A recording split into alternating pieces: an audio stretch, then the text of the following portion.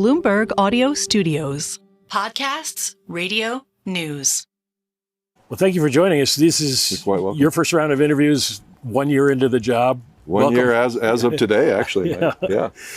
The Fed minutes that were out this week suggested that a majority of the members agreed that it would be worth cutting rates in September. But I presume, given your comments after the meeting, that you're waiting for more evidence that you were not among them. So I think it made sense, or makes sense for me to really look at some of the data that comes in the next few weeks, and I think this mandate on the inflation side is really important. I think we seem to be getting some really good movement that direction. But before we act, at least before I act or recommend acting, I think we need to see a little bit more. Well, are we essentially on the path to it? In other words, if we get, as predicted, inflation numbers, jobs numbers in the next month, would you agree it's time? You know, I like the word path, and I also believe that we've seen some cooling in the labor market that also kind of works in tandem a little bit with that. Not exactly sure I would go there just yet. I think it kind of is the nature of what happened with the inflation numbers and how much of those inflation numbers were kind of supply driven that got cured, and then how much is the policy restrictive. And I think while it's restrictive, I don't know if it's overly restrictive. So, for me, policy implies patience, and I would say let's be patient. Well, what are you worried about? What would be the scenario that would drive inflation back up again? So if we get any kind of spark in demand, I mean, I go around the 10th district quite a bit. We still have unemployment numbers in the 2.5–3.5% range. I think a lot of people are looking at how do we hire skilled labor over the next 12 months. So I still think we could see a little bit of demand pickup if we're not careful with the decisioning. At least from the 10th district standpoint. I'm a big fan of the beige book. I try to understand what's happening in 10th district and then try to see what's happening regionally with the other 11 banks. And I think from a trend standpoint, things look pretty good, but I still think we have some time. Well, in terms of trend, it seems that we are seeing a slowdown in salaries and wages, and that people have spent a lot, if not all, of their pandemic bonuses that they got. So what are the people in your district saying, the companies in your district saying about whether there would be another spark of demand? Yeah, so everybody seems to be pretty busy still. And I think in some cases, I would say the housing market, the healthcare market, still has a high demand factor for people, skilled people. And I think the margins in some of the healthcare industry are narrowing, and so you could see some inflationary factor in some of these areas. And I still think we've got to fix this housing supply market, and I think there's going to be more demand in that market over the next 2 or 3 years. Well, that's going to be a question: is how does the Fed get the housing market going again, since the Fed essentially put a stop to it, or do you think that's your responsibility? So I would probably say that the rates are less impactful about buying a home today than what's happened with the cost of home through the pandemic. I mean, the supply issues that we had in 22 and 23 really shocked the housing market from a cost standpoint. And I think as I go around the district, the whole issue of that first-time home buyer, affordable housing, that seems to be the number one issue. So I think we've got some work to do in that area, but I think it's less rate sensitive as it is just pure cost driven. Now, you were a banker. Your whole career has been in banking. What's the banking side of the ledger look like in the 10th district in terms of being able to create and supply credit, both to businesses and in agriculture is a big deal. And of course, that's sort of a separate banking business. It is.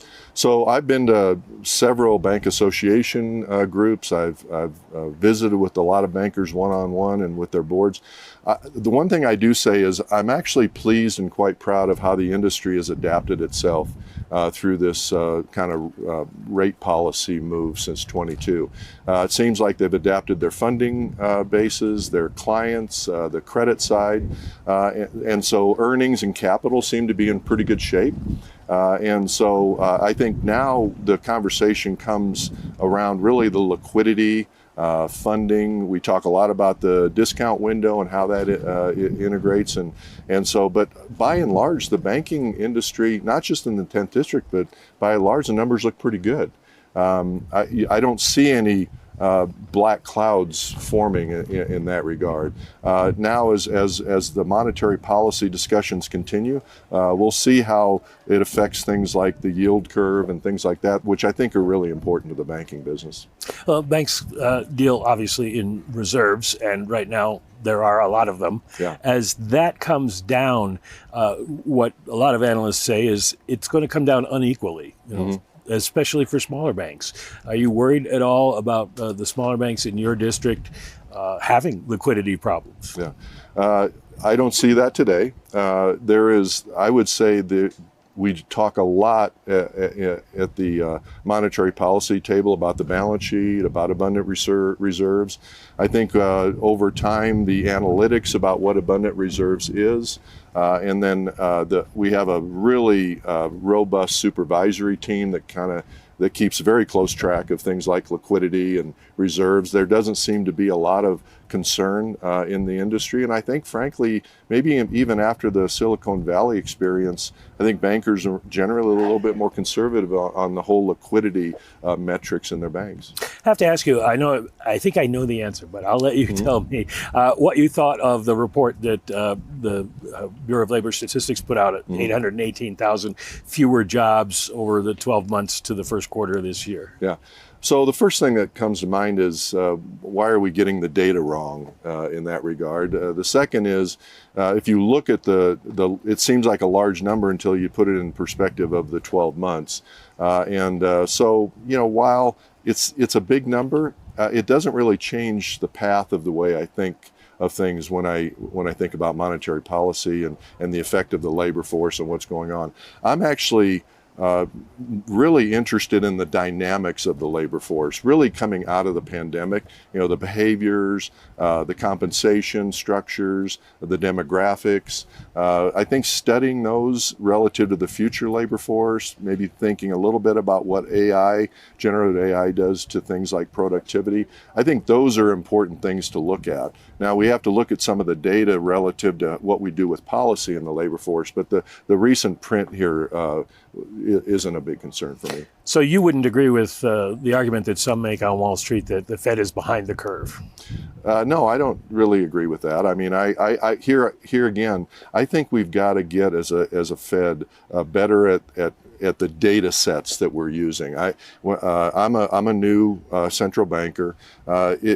I'd like to see us move toward a more real-time data set versus there still seems to be some serious lags in some of the data that we get. So using new technologies, maybe some of the AI technologies, maybe we get better data as we move forward, but we've got to really focus on that with our economists and our analysts about, where's the data coming from and can we rely on it? Well, to follow up on that as sort of and wrap things up, we have the framework review coming up this fall. Is that number one for you, is the data, or what else would you like to see looked at? I realize it's too early to say what would change, but what would you like to see looked at? So Joe Gruber, who's our chief economist and head of research, and his team came up with this transmission of monetary policy subject matter for this Jackson Hole event. Perfect timing. So I think we're going to some of these all these researchers are going to release their papers soon. And I think there's going to be some really good insights into the data collection, the analytics, and how we transmit and communicate monetary policy going forward. So I think there's going to be a very robust discussion about how that's done as we move into the future. Well, one aspect of that really interests people on trading desks on Wall Street is, and you would experience this as a banker, the whole financial system has changed since the great financial crisis, and now everything's run on repo, and you need a lot of paper out there to satisfy the banks, and you've set up all these systems to make sure it works. Has it gotten too complex? I don't think so. I mean, look, I came from that world. You can overcomplicate it if you're not careful. I just think that community bankers understand their markets. They understand the demands that their clients have. They understand how to move capital and credit to build their communities and regions. So I don't see the business as overcomplicated. I do believe there are some things that are happening, let's say for Fed, like for instance FedNow, where you're going to see money moving 24 hours, 7 days a week.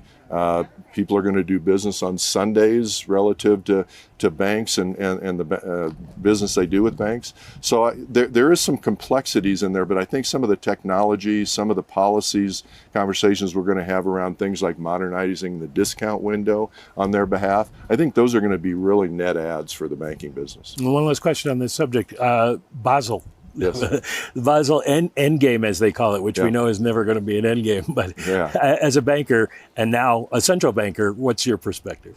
So, in my former life as a community banker, it was always interesting to me. We really need to try to understand as regulators, how do we even the playing field?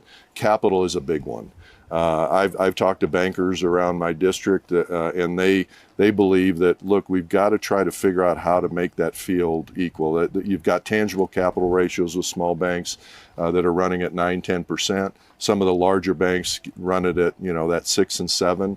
So I think the capital conversation is an important one. I think Vice Chair Barr on the board and his team, and along with a lot of our supervisors around the Federal Reserve System, are having a very active conversation about it. I think we also have to align things like the Community Reinvestment Act to what's happening in community banks. I think those are real big policy matters that we need to really get aligned well with the industry.